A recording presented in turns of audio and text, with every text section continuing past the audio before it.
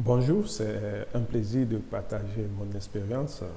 Mon parcours dans l'enseignement du français a commencé il y a un peu plus de 10 ans. J'ai toujours été passionné par les langues et le français en particulier m'a captivé en raison de sa richesse culturelle et de sa complicité linguistique. Après avoir obtenu mon diplôme en linguistique à l'université Bayero, BUK, à Kano, j'ai décidé de me spécialiser dans l'enseignement du français en tant que langue étrangère. Cette décision a été renforcée par ma volonté de contribuer à renforcer les liens culturels entre le Nigeria et les pays francophones.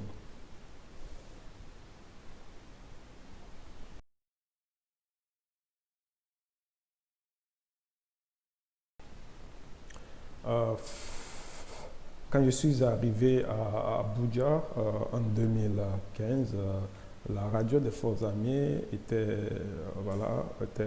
inaugurée, était créée et avec une militaire, Lady Gomes, qui aussi travaillait à la radio, euh, nous avons créé l'émission French Echo, qui a été conçue pour sensibiliser à l'apprentissage du français de manière accessible et engageante.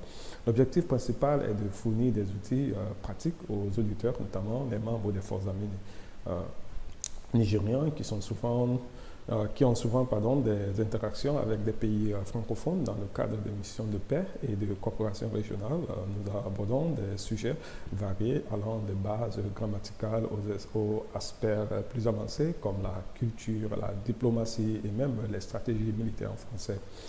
Ce qui rend l'émission intéressante pour nos auditeurs et c'est le fait que nous intégrons des histoires, des scénarios du quotidien et des dialogues réalistes et cela permet à chacun d'apprendre tout en restant connecté à ses propres besoins professionnels et personnels et aussi nous travaillons aussi avec les contenus de RFI, comme le journal en français facile pour les actualités francophones et françaises, internationales, et aussi pour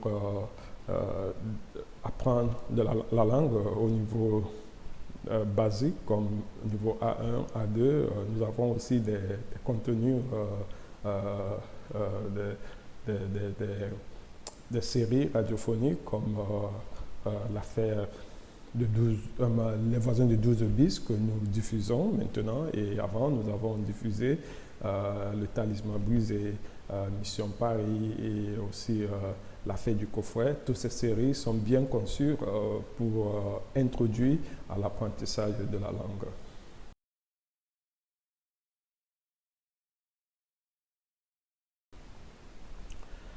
Oui, absolument.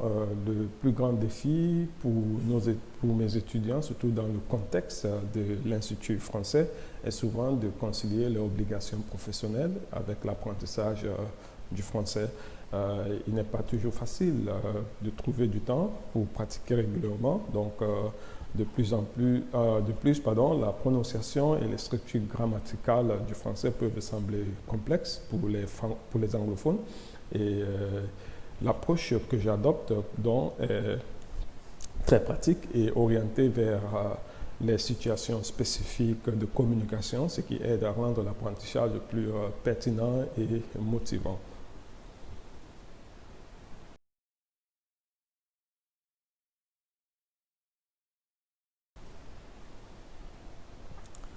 Oui, l'évolution est très positive. Il y a une prise de conscience croissante de l'importance du français, non seulement dans le domaine de la diplomatie, mais aussi dans les secteurs de sécurité et de coopération internationale.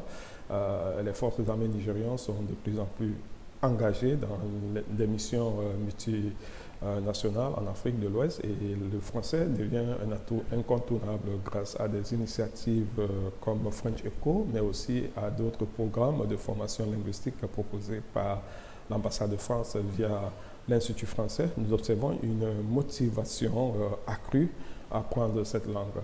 Et je pense que dans les prochaines années, le nombre de francophones au sein des forces armées et même dans des secteurs du gouvernement augmenteront considérablement.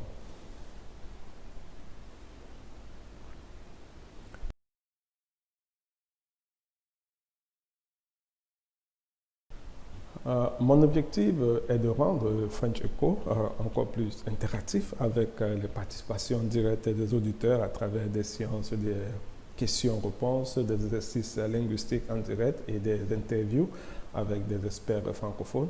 J'aimerais également introduire des segments dédiés aux aspects culturels de la francophonie, permettant ainsi aux auditeurs de découvrir non seulement la langue, mais aussi la culture des pays francophones. À long terme, j'espère que French Echo deviendra une référence d'apprentissage du français au Nigeria, tout en renforçant les échanges interculturels.